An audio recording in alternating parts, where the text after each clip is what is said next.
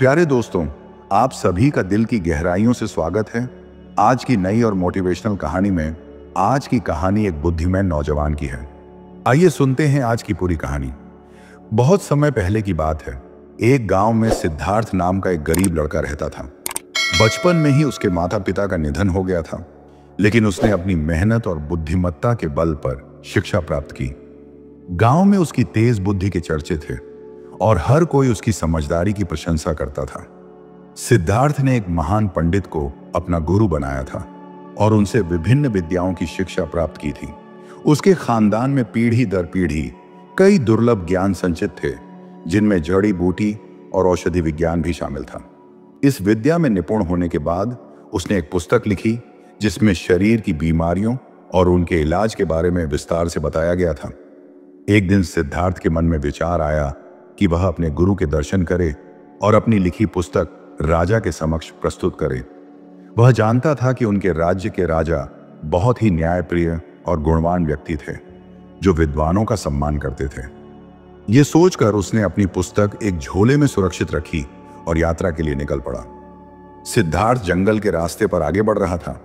दोपहर हो चुकी थी, सूरज सिर पर चमक रहा था और चारों ओर शांति थी। चलते चलते उसे एक बुजुर्ग व्यक्ति मिला, जो बहुत कमजोर प्रतीत हो रहा था। वह लड़खड़ा रहा था और चेहरे से थका मांदा लग रहा था। बुजुर्ग ने कहा, बेटा, तुम कौन हो और कहां जा रहे हो?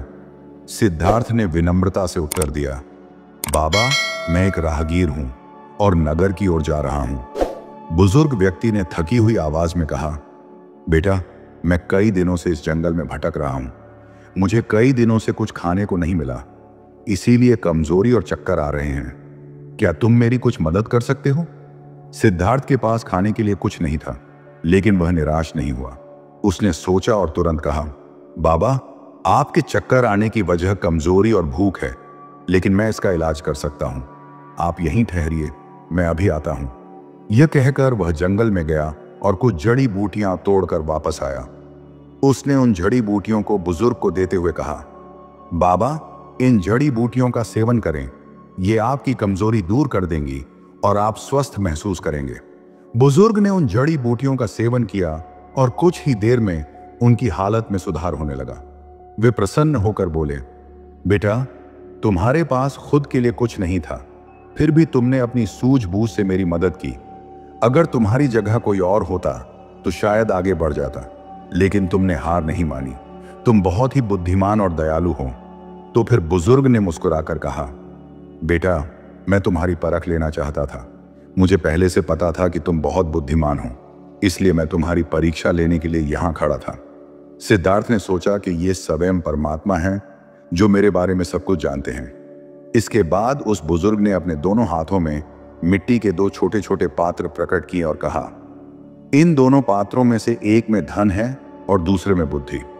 यदि तुम दाएं हाथ के पात्र का सेवन करोगे तो तुम्हें धन मिलेगा, और यदि बाएं हाथ के पात्र का सेवन करोगे तो तुम्हें बुद्धि मिलेगी। अब बताओ, तुम कौन सा पात्र चुनोगे? सिद्धार्थ ने कुछ क्षण सोचा और फिर मुस्कुराते हुए कहा, महाराज, पहले मैं इनका स्वाद चखकर देखूंगा, फिर निर्णय लूंगा। बुजुर्ग व्यक्ति ने सहमति में सिर हिलाया। सिद्धार्थ ने दोनों पात्र हाथ में लिए और बिना किसी झिझक के दोनों का शरबत पी लिया। यह देखकर बुजुर्ग चकित हो गया और बोला, अरे, तुमने यह क्या किया? सिद्धार्थ ने उत्तर दिया, महाराज, आपने दोनों पात्र बिल्कुल समान रखे थे। मैं कैसे जान सकता था कि किसमें धन है और किसमें बुद्धि?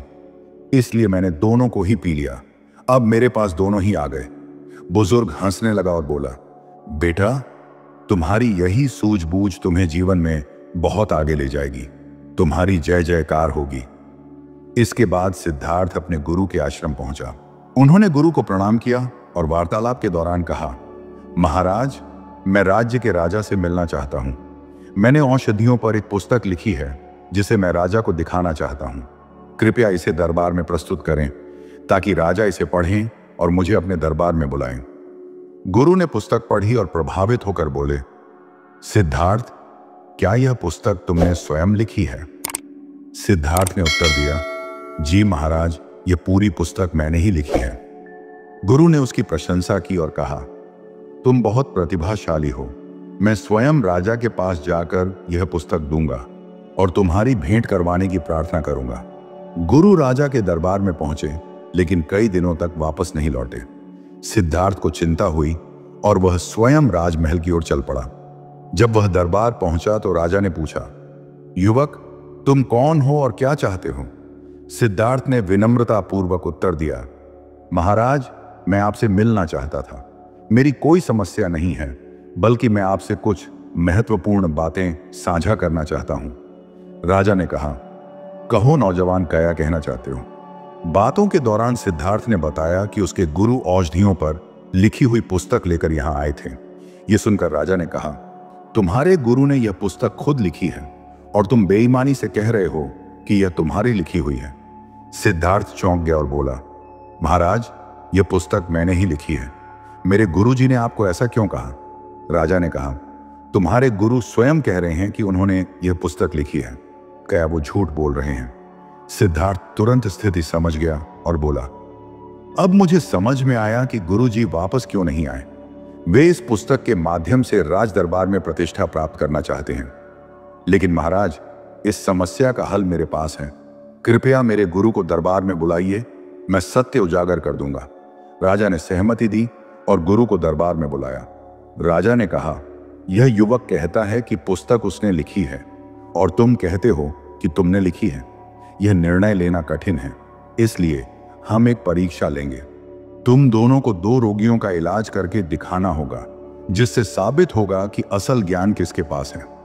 सिद्धार्थ ने 2 स्वस्थ व्यक्तियों को बुलाया और राजा से कहा, महाराज, ये दोनों रोगी हैं, इन्हें इलाज की आवश्यकता है। गुरु ने उन्हें रोगी समझकर उनकी नब्ज जांची, औषधियां दी और विभिन्न रोगों के बारे में बताने लगे। सिद्धार्थ चुपचाप खड़ा सब देखता रहा। गुरु पूरी कोशिश कर रहे थे, लेकिन सफल नहीं हो पाए। अंततः राजा ने कहा, ये दोनों व्यक्ति पूरी तरह स्वस्थ हैं। तुमने इन्हें रोगी समझ लिया, जिसका अर्थ है कि तुम्हें चिकित्सा का वास्तविक ज्ञान नहीं है। इसलिए यह पुस्तक भी तुम्हारी लिखी हुई नहीं हो सकती। ये सुनकर गुरु लज्जित हो गए और क्षमा मांगने लगे। लेकिन राजा ने कहा, गलती की क्षमा नहीं, दंड मिलेगा। इसके बाद सैनिकों ने गुरु को बंदी बना लिया। राजा सिद्धार्थ की बुद्धिमत्ता से प्रभावित हुए और बोले, युवक, तुम बहुत ही प्रतिभाशाली और निपुण हो। मेरे राज्य को तुम्हारे जैसे विद्वान व्यक्ति की आवश्यकता है। इसलिए आज से मैं तुम्हें राजवैद्य के पद पर नियुक्त करता हूं। सिद्धार्थ अत्यंत प्रसन्न हुआ और उसने पूरे जीवन राजा की सेवा की। इस प्रेरणादायक कहानी से हमें यह शिक्षा मिलती है कि झूठ कितना भी छुपाने की कोशिश की जाए, वह एक न एक दिन सामने आ ही जाता है। लेकिन सच्चाई और ज्ञान को कभी भी दबाया नहीं जा सकता। हमेशा सच्चाई के मार्ग पर चलें, क्योंकि अंततः सत्य की ही जीत होती है। तो प्यारे दोस्तों, यह थी आज की मोटिवेशनल कहानी। अगर आज की कहानी आपको पसंद आई हो तो कृपया मेरे चैनल को सब्सक्राइब जरूर कर देना, ताकि आने वाली नई कहानी का नोटिफिकेशन सबसे पहले आपको मिल सके। धन्यवाद।